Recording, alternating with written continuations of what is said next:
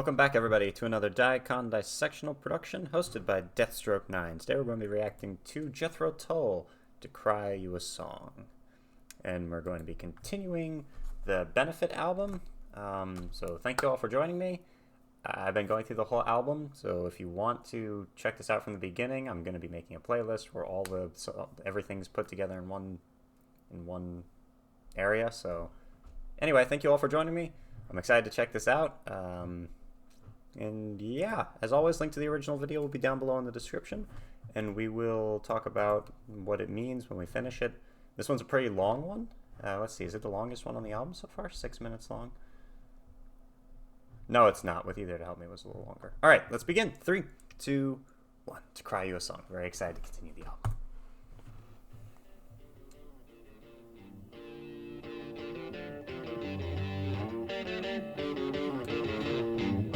Wow, this is awesome beginning.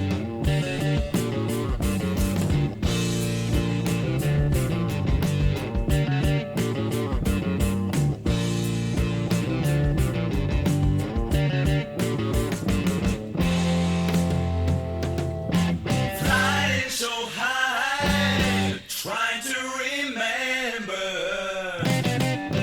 how many cigarettes did I bring along.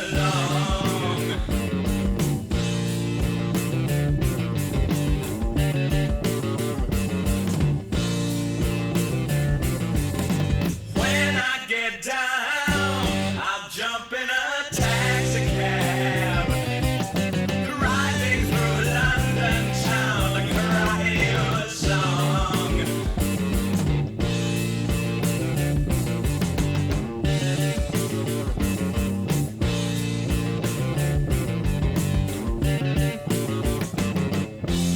Love that riff. Or lick. It's been a long time, still shaking my wings. Well, I'm a glad bird, I got changes to ring.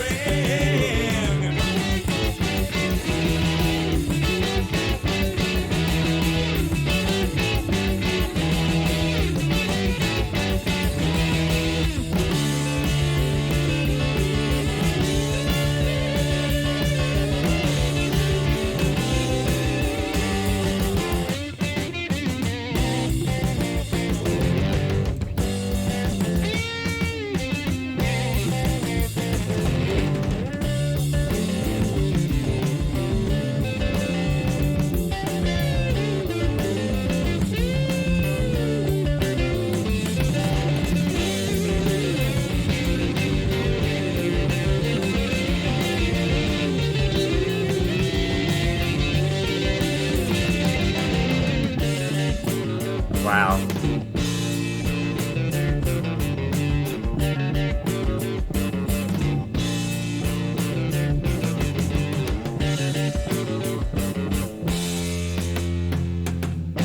Closing my dream inside this paper bag. Thought I saw angels, but I could have been wrong. Wow. Only time I'm going to pause it, bring it back. You might be wondering why I haven't yet said turn it up like I normally would when a solo like that starts.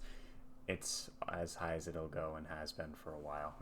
Yeah, Jethro Tull just knocking it out of the park pretty much every song on this album. I love it so much. Yeah. Let's keep going. Here we go. But I could have been wrong. Love the production on this album.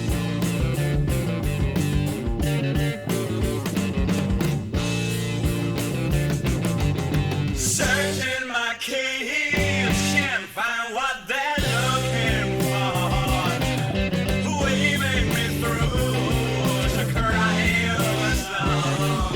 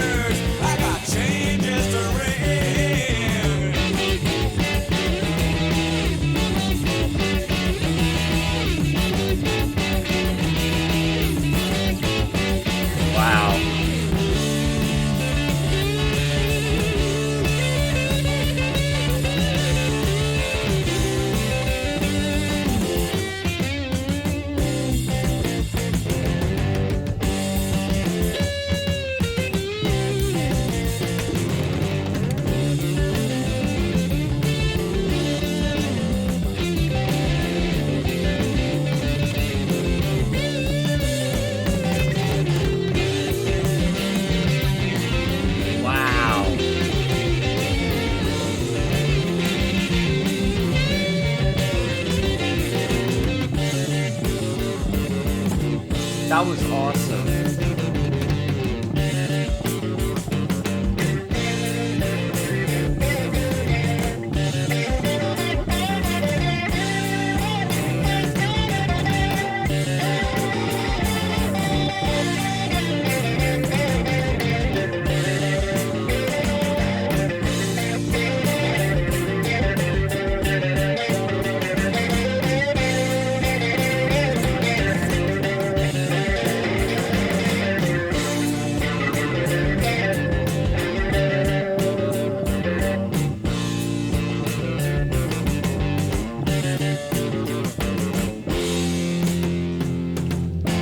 Lights in the streets, peeping through curtains drawn, rattling up empty chain, taking too long.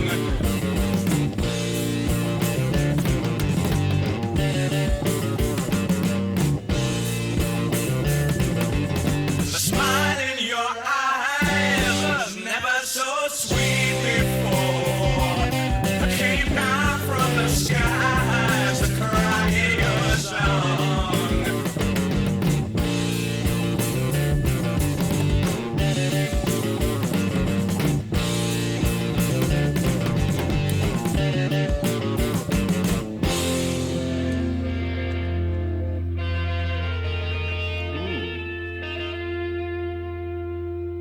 Oh, dang it, that's the end. Okay. Wow, that might be, wow. Musically, that's one of my favorite, if not my favorite song on the album so far. That was awesome. I love the dynamics on it, and that outro, or the very last solo type thing, I guess, where there was like two different solos going on. So I noticed it, like, it was really cool. Like, I was hearing the main solo that's in the forefront over here. Then I realized that there's another guitar over here doing something totally different, and it's also soloing, and they sound so awesome together. Then I felt the bass in the background. Like, it was like there's one layer, and I'm like, oh, that's awesome. Another layer, wow, they're doing that together. Oh my goodness, everything's happening at once. And that happens a lot when I listen to music, but the dynamics on that really made it, I guess, pop for me. So yeah, love it so far. Love it, love it, love it. All right, let's first give that a like. Let's see. That's a long. All right, so the rest of the songs are all under 5 minutes after that, so that's the last relatively long song on the album. Let's take a look at the lyrics. Now, right off the bat, normally I try not to look at this little thing over to the side until after I finish the song, just because I like to interpret them, and I always say that I'm going to try to figure out what the song means to me personally. But in this case, it's like, I don't know, for whatever reason, I saw it and read it pretty much right when I saw it. So it says, in this song, Ian Anderson describes the process of coming home to his wife or girlfriend after flying into London, probably at the end of a tour. Flying so high, trying to remember how many cigarettes did I bring along. When I get down, I'll jump in a taxi cab driving through London town to cry you a song. It's been a long time, I'm still shaking my wings. I'm a glad bird, I've got changes to ring. Closing my dream inside its paper bag. That's an interesting line. What's this? Oh, okay then. Not a pleasant flight. Apparently he threw up in the airsick bag. Thought I saw angels, but I could have been wrong.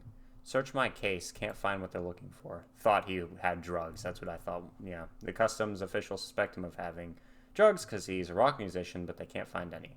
Waving me through to cry you a song. Lights in the street, peeping through curtains drawn, rattling of safety chains, taking too long. So it's just, everything's taking too long. He just wants to go. Yeah, the smile in your eyes, never so sweet before, came down from the skies to cry you a song. That's actually beautiful. And in my head, I disagree with this line. I mean, I guess it could be he threw up on the flight, but closing my dream inside its paper bag would be more. Yeah, I don't know. Maybe it is that. But that's not what I thought when I heard it. I was thinking more of, there's a sense of, anticipating something, you know? He's very excited to see her. So, yeah. Let's see what people had to say on song meanings. I want to get to the next song, so let's see. Person says song about traveling.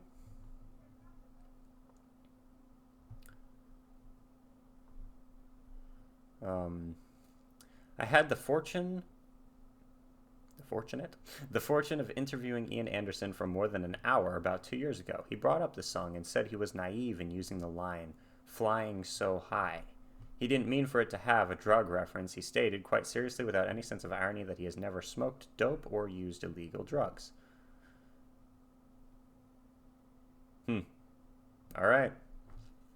Yeah, I think we read that. We've read that before, though, that Jethro... And every time, and that happens a lot. Like, when I did... I've done Rush, and there'll be people who tell me, Rush never, ever did drugs.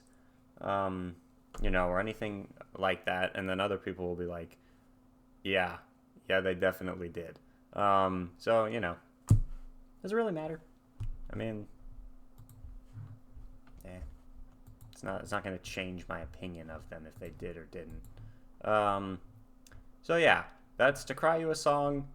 Loved it. Thank you all for joining me. Yeah, the lyrics of this one were a lot simpler, more of those slice of life type of songs that we saw in between.